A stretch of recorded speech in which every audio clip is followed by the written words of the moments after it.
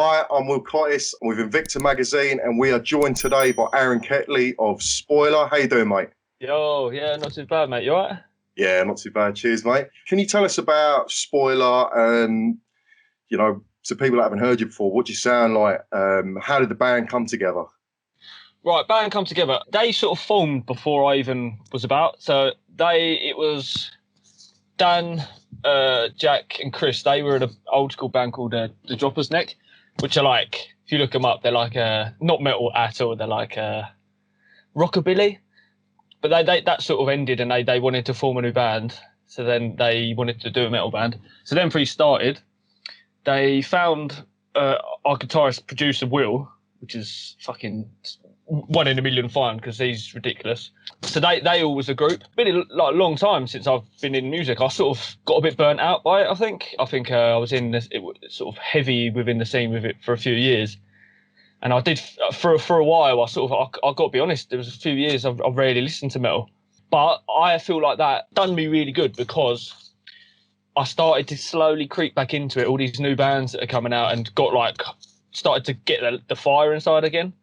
So I just blind search, just going on websites, on all the usual, and found these guys. Yeah, I mean that's how I joined them. As for like the sound, when I first, it's changed a little bit since I've started because I think they're good. They're open to sort of everyone having influence, but so when we first started, it was very, very new metal stuff. So like there were some songs that sounded well like Korn, Slipknot, which are fucking, that's my childhood, man. I used to love that stuff when I was younger. So that's when it started. But since I've joined, we've gone way more experimental. Like I think we're sitting on about 6 songs, right? And I think every one of them possibly could be a different band, like all within the same ballpark. But it's brilliant. Like so it's hard to pin it down, really. But yeah. Excited. I mean, that's brilliant. The thing is, that I think the best music comes from when you put in a melting pot just everything that you like, everything that you're influenced by. And I think we need more creativity. That's the thing, because eventually everyone's going to be sounding exactly the same, Oh, and, exactly that, mate. Yeah, exactly that. It's really easy to just go, well, I'm going to be that, I'm going to stick to that, and I'm going to write that. But then you pigeonhole yourself. And myself, and I don't know anyone who just likes one type of music. You know what I mean? Like, why limit yourself? Because why? Oh, exactly. That's what everyone else should tell you. That's what you should do. Like, nah. Yeah. Fuck that. So you've released your first single, Repress, a few weeks ago with a video, and I think you've actually released a drum playthrough as well. Yeah, that's just literally a couple of hours ago. Yeah. On it, yeah. So, what sort of influences behind Repress? Because to me, it's a fucking heavy track, right? But you've got a mix in it as well. It's so fucking catchy as well, and you've got like, it's memorable. That chorus, it just rings in your head after. And and I checked the YouTube comments as well when someone said, "Oh, it's very Tony Danza-esque on the guitars." What do you reckon? Yeah, mate. Yeah, I totally get that. Will would love that. I think he saw that and said that he loved that. That's. I mean, a lot of that is Will. Like, he is really good at writing on the spot and really being creative quickly. Like the back and forth with. I know it can be annoying and stressful writing and that, but the back and forth that he allows us with how quick he is, just allows us to put together stuff so good. Like going into that track. It was very the Discordy but catchy chorus style going into it. The 2-step is, oh mate, it's like what that. I like the chorus and I like the beat down. The 2-step in the centre, like that's one of my favourite bits of that. But I think before I started, it didn't have the beat down at the end. We joined that at the end. But influences wise, you could listening to that. It's very like. To name a few bands, it would be Alpha Wolf, Dealer, and things like that. Like when we first started, I mean, 6 months ago, whatever, they were like the top at the time, and we were like obsessed. And I love that they're an influence because they're amazing. So that was a big influence going into that music wise, anyway. Yeah. Brilliant. So obviously, a lot of people are going to know. You're from Postmortem Promises. I don't think that many people. Well, I'm going to be a bit biased. I am from the same area. You're from Essex, right? All of you. Yeah. So if you didn't know about Postmortem Promises, they in my opinion, and a few others, they were one of the sort of best deathcore bands in the country by a long shot. And we're talking 2005 onwards, that way ahead of their time. How do you think the genre, sort of like that heavy deathcore, hardcore, metalcore genre, has progressed since, you know, back in the day when you were touring with bands like the Argent Dawn, the Atrophy, and Martyr Defiled? It has. It's back in the day then, like, that wasn't a thing in England. Like, there was a few, you know, there was a couple bands before us, and then, you know, a few bands at the same time. But that sort of music wasn't really big in England. I feel like the scene was finding its feet then. And I'm talking style of writing, I'm talking vocal progression. Like, nowadays, you join a band, a deathcore band, and everyone's got the vocal technique down because there's a million tutorials, there's a million examples of how to do things. But back then, you had a few, but you just sort of you had to learn yourself. Even the writing process, like now, I mean, we're lucky enough, Will's got his own studio, so it's quick. But back in the day, then it's like you have to be ready to record 100% by the time you go into the studio. You learn stuff at the practice studio. You don't send. It wasn't really a case of sending tunes to each other. No, that's how long ago it was. I mean, it probably was about, but it wasn't as easy as to record stuff and send it. That would take fucking forever. Like you know what I mean? Like technology was the shit. So music-wise, now the deathcore bands, especially that are out now, are just on another level. Like, fuck it, there's no chance. If P&P come out today releasing what we released then, like it would no chance. But it was because of the time. It was because there wasn't many bands in England that really done it, and we were finding our feet. But God, the scene now is just outrageous. And like the musicianship is crazy. Like drummers, vocals as well. Jesus Christ, like the vocals on like Brand of Sacrifice, absolutely love them, and they just take it to another level. I don't think if we come out today we'd be able to compete. But yeah, it has changed. Although the industry's changed quite a lot as well, but it's a hard one. It's a hard one. I don't really know because, like I say, I was out of it quite a lot, and I'm slowly just getting back into it. So yeah. It definitely is a lot different though. Oh, brilliant. So will you be bringing any of that old school P&P vibe to Spoiler? That's what we want to know. The fans want to know this, mate. Are the squeals coming back? Oh God, I went into it fully thinking, you know, I'm going to go into this fresh, do something different.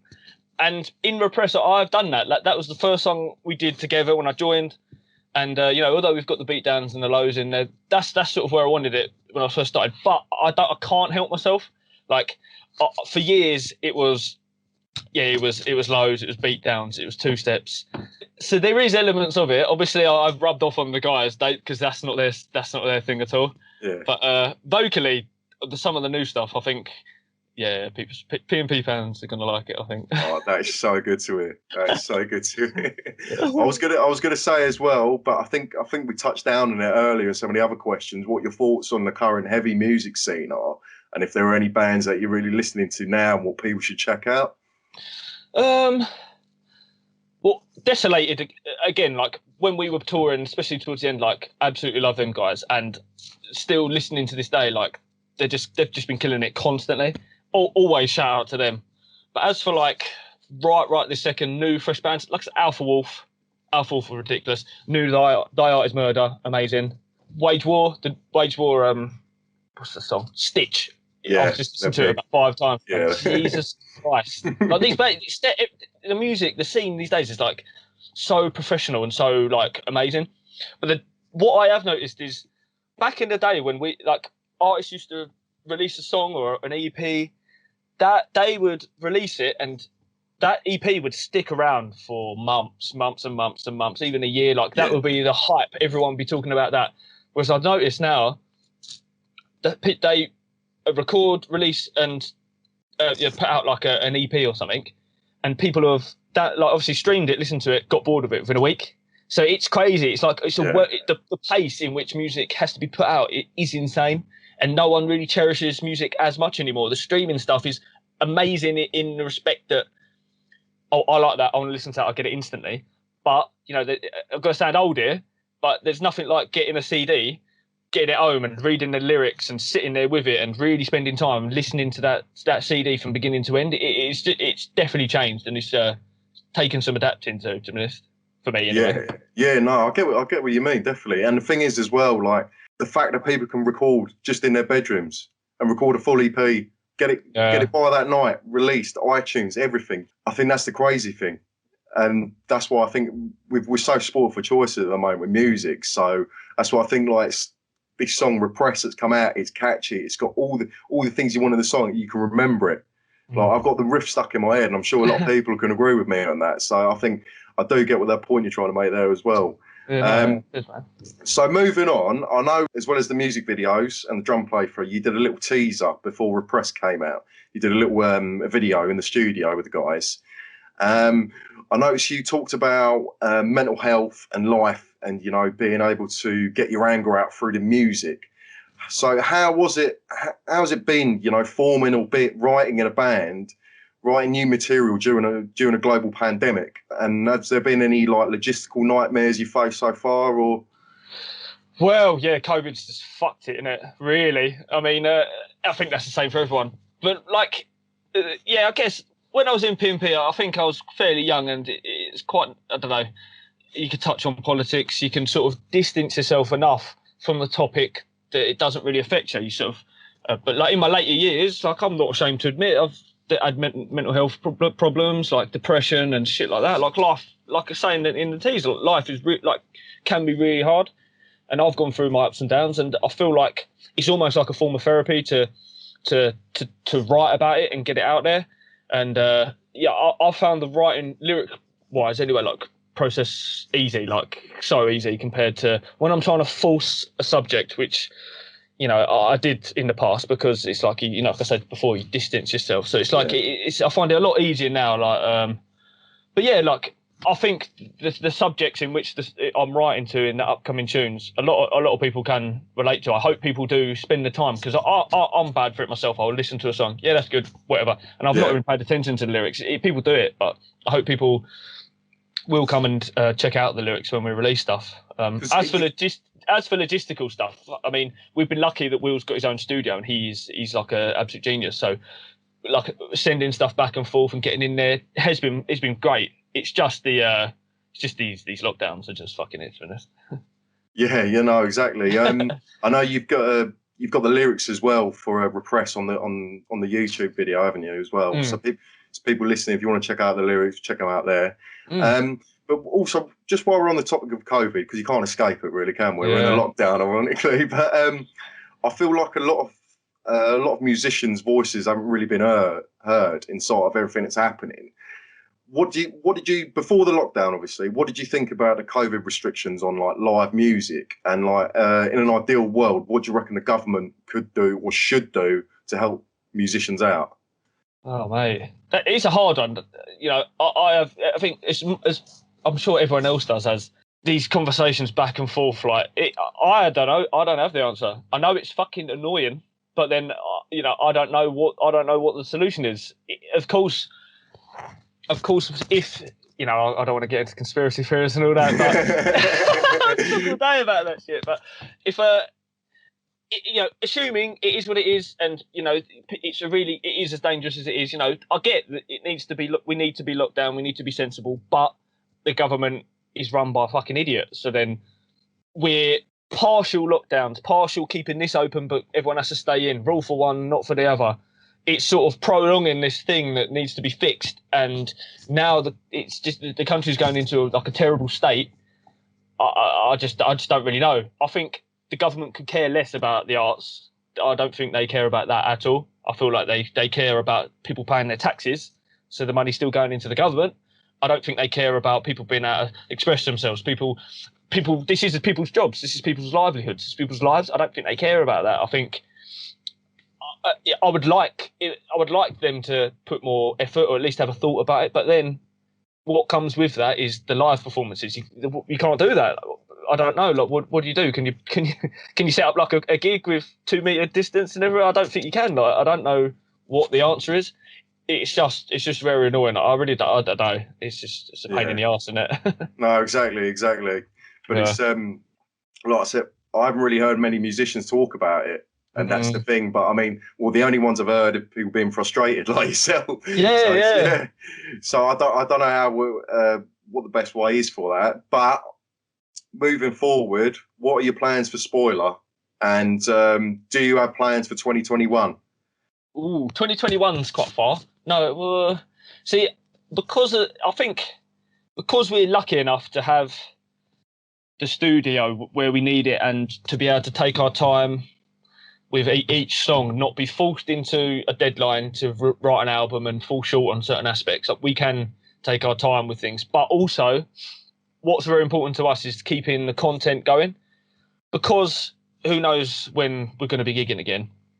I think our plan is to just not rush into anything major, like not rush into an album, not rush into an EP, but slowly release songs after songs with content, with hopefully doing playthroughs, with like more interviews, just keeping content going as much as we can up until we can play gigs. Like we're like I say, we're pretty much sitting on a set full of songs. We're doing a little project on the side where we're doing covers. A little teaser, really? Yeah, mate, yeah. We got. Tell us about that then. Right, well, yeah. Will was just an absolute genius. I can't even praise him enough. Right, we were talking about doing covers, and I think we mentioned what's Alexis on Fire. Well, it's an Alexis on Fire song, right? But we mentioned it, and literally like 2 days after, he's recorded it and ready for me to go and do vocals. Like, that's how quick the turnaround is. And we're just using his studio to the max potential. Like, we love just making music. He makes music every day, regardless. Like, he's in another band, Addison Lane, and that. So he's always making music. So we just got a side thing, like mainly him, but we've got stuff on the side where we're just gonna every now and again throw out a cover just for fun. Like, why not? Just content, isn't it? It's just yeah, that's great. You got to keep grinding, mate. With music, keep releasing it. Making the most of this shit, innit? So you're saying you've got 6 songs ready. So is that going to be an EP or work towards an album, or do you not know yet? Or I don't really know. The thing is, like, most bands you see these, I mean, other than the massive bands, labels don't. It's not really a thing. I don't know. Labels not really a thing anymore. Like, no one really needs them. No one's buying CDs anymore. No one's buying albums. So although it's a shame, I feel like we've got to adapt to the situation. Like, adapt that people don't buy albums per se. Like, I mean, I'm sure people do. Like, the majority of people stream their songs, and just try and adapt. So I feel like maybe it might be an EP, maybe an album. I guess we're sort of just keeping it open to when seeing how it goes. Exactly, to when the world stops being mental. Sounds good. So for anyone watching who don't know Spoiler, where can we find you online? Where can we find the music? Everywhere. We are Spoiler, but SPLR abbreviated. We are Spoiler. YouTube, Facebook. We have a Twitter. I don't think we've posted on it. Instagram. Yeah, follow us, like us, share us. We appreciate it, man. We need it. Like, you know, most people in the industry know how hard it is for an up and coming band. So, like, any love you can give us, we appreciate it. And thanks to everyone who's shown us all this love. Like, we've had this song out for what, I think it's not even 2 weeks. It's like last Friday, and we're on over 16,000 views on it. Like, it's doing really well. So thanks, everyone. Brilliant. Well, I think that's all the questions I've got. Brilliant. Thanks so much for joining us, mate. I really appreciate it. So, guys, please check out Spoiler. They've got their video out on YouTube, Repress. Literally, give them some support. They really deserve it. Great fucking band. All right? Thank you. Cheers. Cheers, mate. I'll see you later.